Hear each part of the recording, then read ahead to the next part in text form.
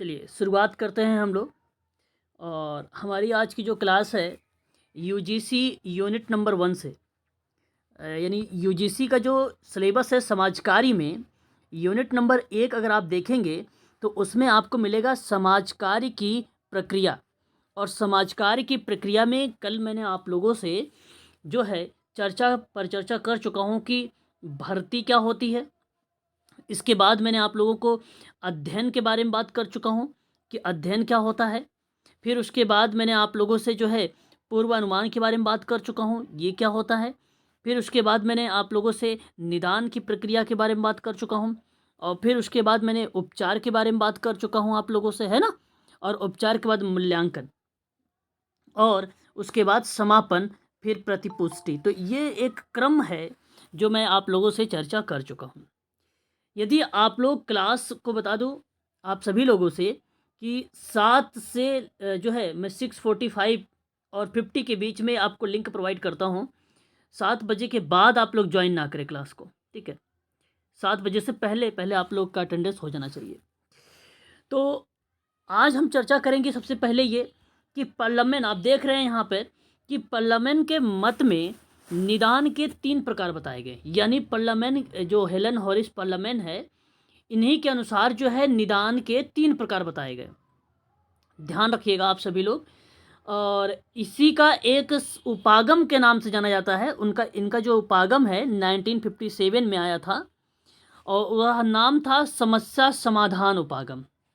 समस्या समाधान उपागम था, प्रॉब्लम सॉल्विंग मॉडल करके था इनका, ठीक है। इस चीज़ को ध्यान रखिएगा। तो देखिए इन्होंने कहा है कि एक गतिशील निदान होता है ना। दूसरा इन्होंने कहा कि भाई क्लिनिकल एक निदान होता है। तीसरा इन्होंने कहा कि भाई कार्यात्मक निदान होता है। तो 3 टाइप के इन्होंने निदान बताए थे।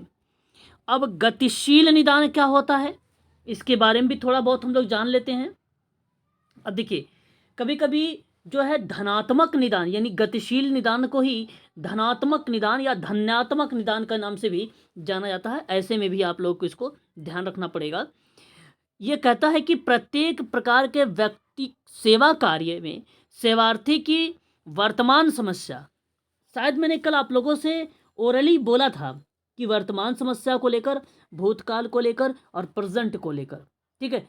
वही ये निदान के टाइप बताए गए हैं कि वर्तमान समस्या तथा अन्य संबंधित कारकों, उनके प्रभाव तथा परस्पर संबंधों का ज्ञान आवश्यक होता है।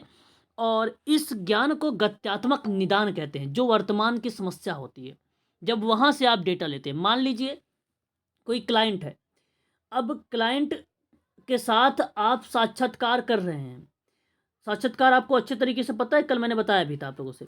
तो उस दौरान क्या होता है कि आपने जो डेटा लिया है इस समय प्रेजेंट में जो समस्या है, चाहे वो अवसाद से डिप्रेशन से हो बीमार, या कोई HIV एड्स जैसी एक भयंकर बीमारी हो, ठीक है। तो उसके बारे में जो प्रेजेंट टाइम में लेते हैं तो वो गतिशील कहलाता है। वो क्या कहलाता है, डायनेमिक कहलाता है एक प्रकार का, ठीक है, पार्लियामेंट। तो यहाँ पे आप ध्यान रखेंगे, आपका ये सही माना जाएगा जहाँ पे वर्तमान की बात होगी। आगे अगर हम बात करते हैं तो यहाँ पे देखिए इसमें देखा क्या क्या जाता है।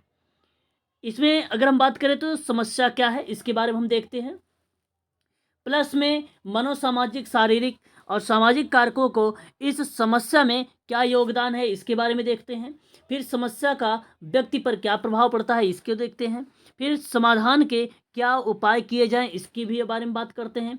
सेवार्थी, उसकी परिस्थितियों में क्या क्या साधन उपलब्ध कराया गया है इसके बारे में भी देखा जाता है। और संस्था में कौन कौन से स्रोत का तथा साधन है जिसके माध्यम से हम समस्या का समाधान कर रहे हैं।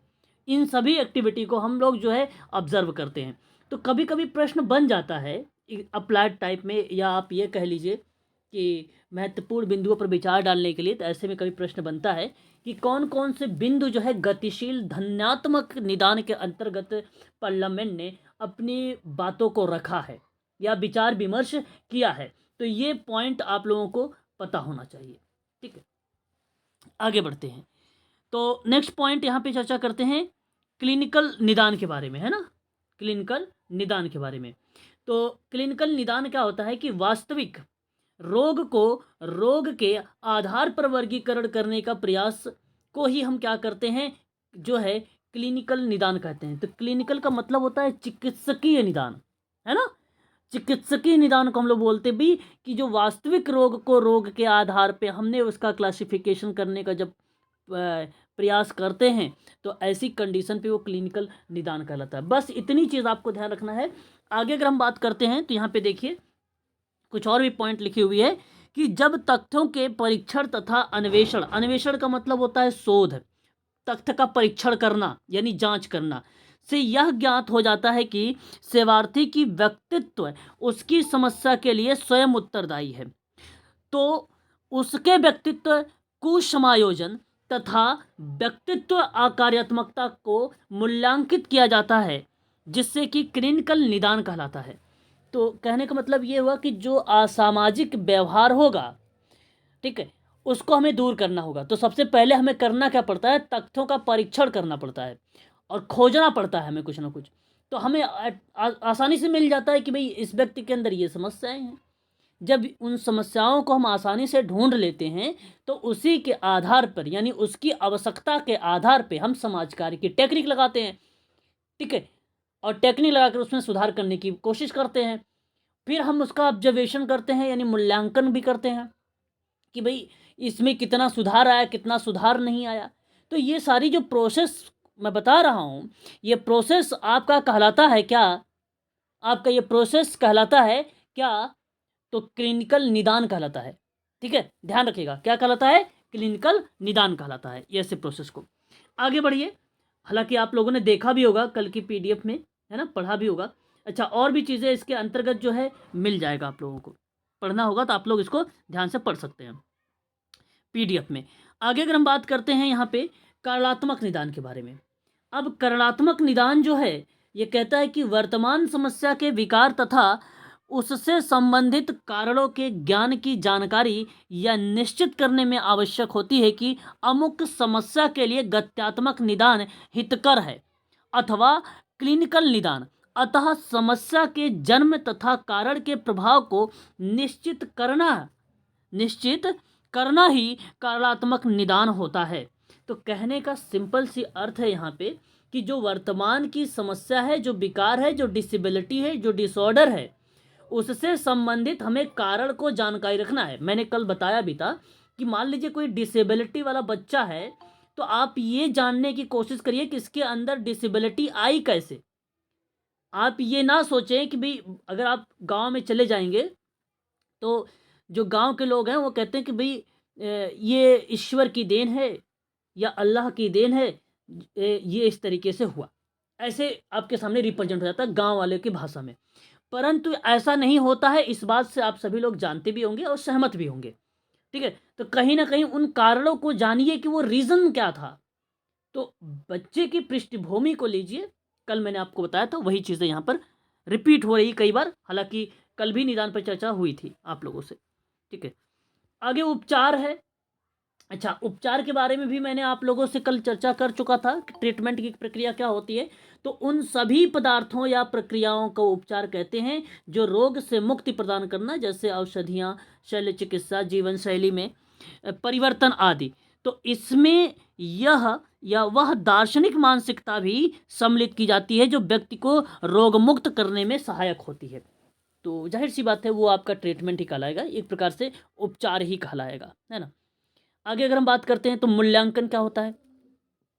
अब देखिए, आप सभी लोगों को बता दूं कि मूल्यांकन बेसिकली पार्ट पेपर, अभी देखिए शायद किसी बच्चे ने, मेरे से नाम नहीं याद आ रहा है, किसी ने मुझसे मैसेज करके बताया था, व्हाट्सअप किया था, कह रहे थे कि पेपर फर्स्ट के लिए देखिए अभी पेपर जो फर्स्ट है अभी उसकी क्लास नहीं चल रही है, एक क्लास चलाई जाएगी, मेरे द्वारा नहीं चलाई जाएगी ये, ठीक है, मैं आपको बता दूंगा, ठीक है, और वहाँ पर आप उसको कर लेना। अदरवाइज़ पेपर फर्स्ट को अभी से आप लोग पढ़िएगा भी, है ना, पेपर फर्स्ट को अभी से ही आप लोग जो है पढ़िएगा। पेपर फर्स्ट बहुत टफ लगता है बहुत सारे बच्चों को। तो मूल्यांकन क्यों ज़रूरी होता, तो पहले हमें ये जानना ज़रूरी है भाई, ज़रूरी क्यों है।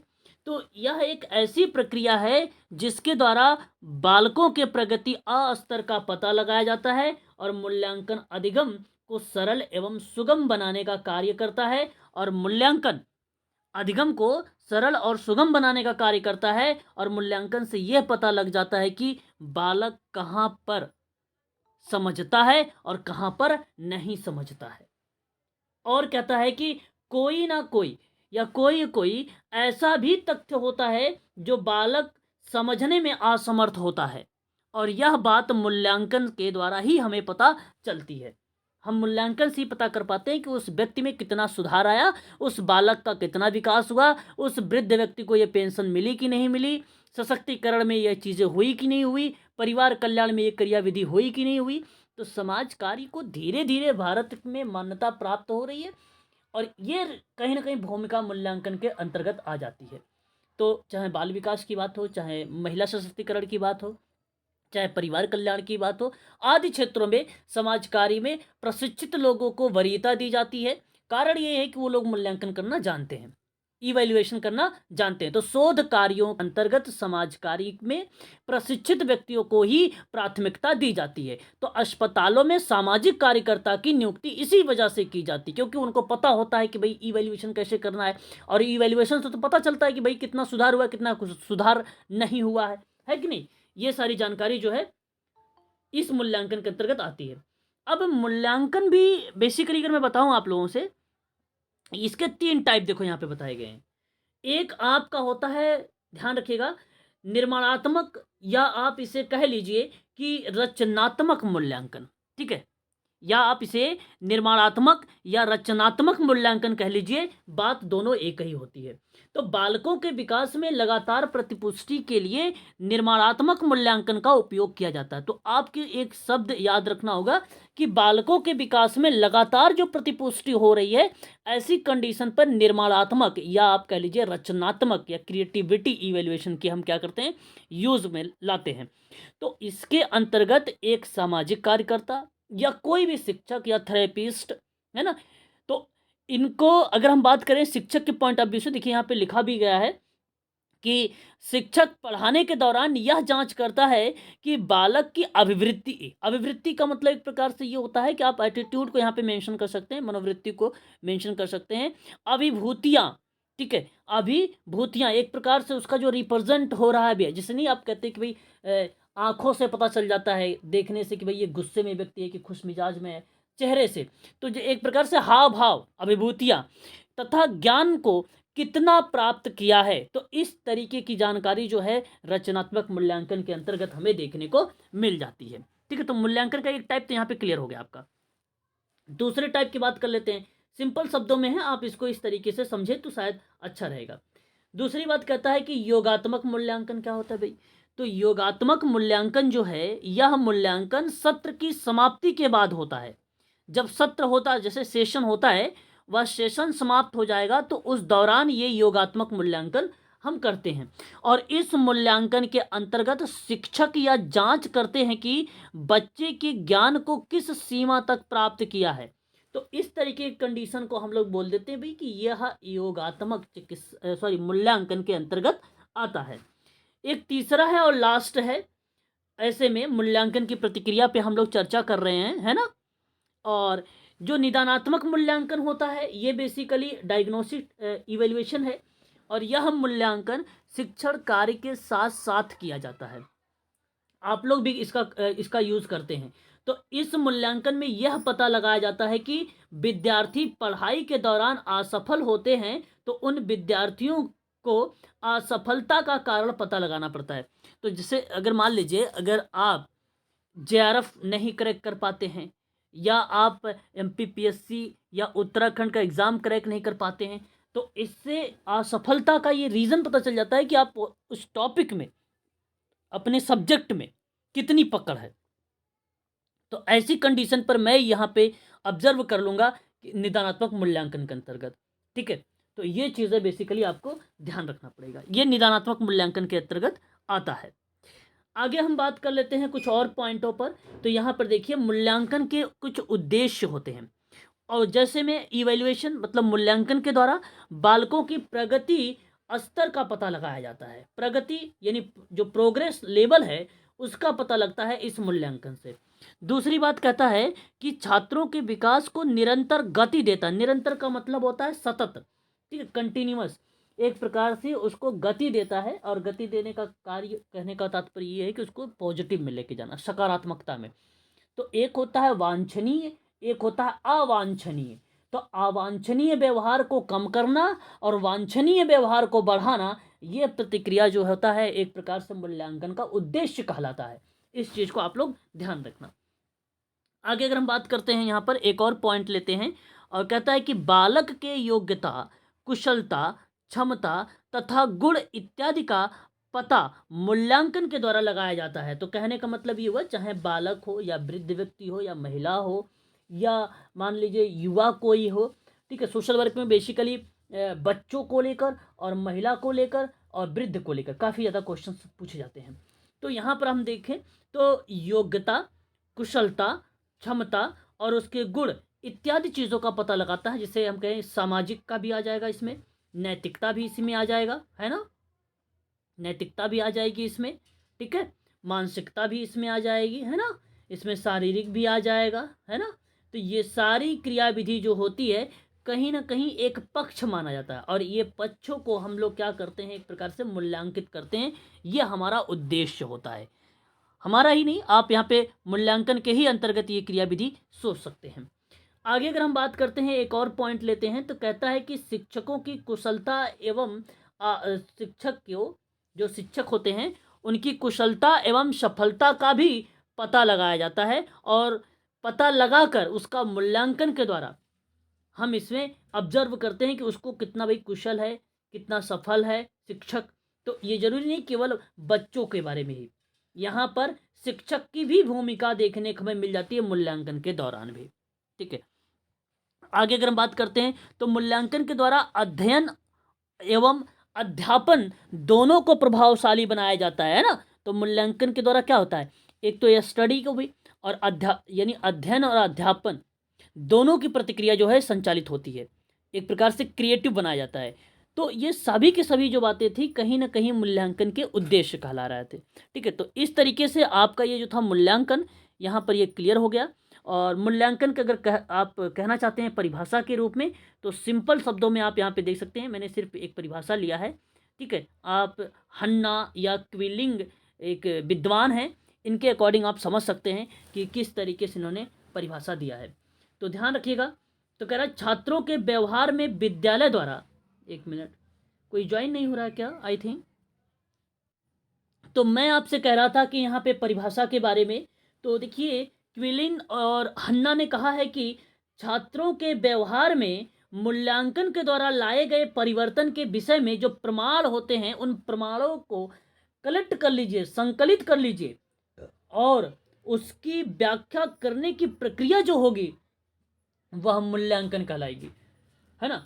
तो वो क्या कहलाएगी, मूल्यांकन। तो इस तरीके से आप यहाँ पे देख सकते हैं मूल्यांकन, ठीक है। तो मूल्यांकन की परिभाषा भी क्लियर हो गई आप लोगों की, और मूल्यांकन का जो है अध्ययन, निदान, उपचार की प्रक्रिया सारी चीज़ें जो है संचालित हो चुकी है। प्रतिपुष्टि एक होता है जब प्राप्तकर्ता संदेह की अच्छी तरह से समझ लेता है, ठीक है। एक प्रतिपुष्टि भी इसके बाद आती है। तो ऐसी कंडीशन पे जब प्राप्तकर्ता संदेह, बेसिकली ये आपको बता दूं, कम्युनिकेशन, आपको बता देता हूं मैं, कम्युनिकेशन का मैंने पॉइंट लिया है यहाँ पे थोड़ा सा।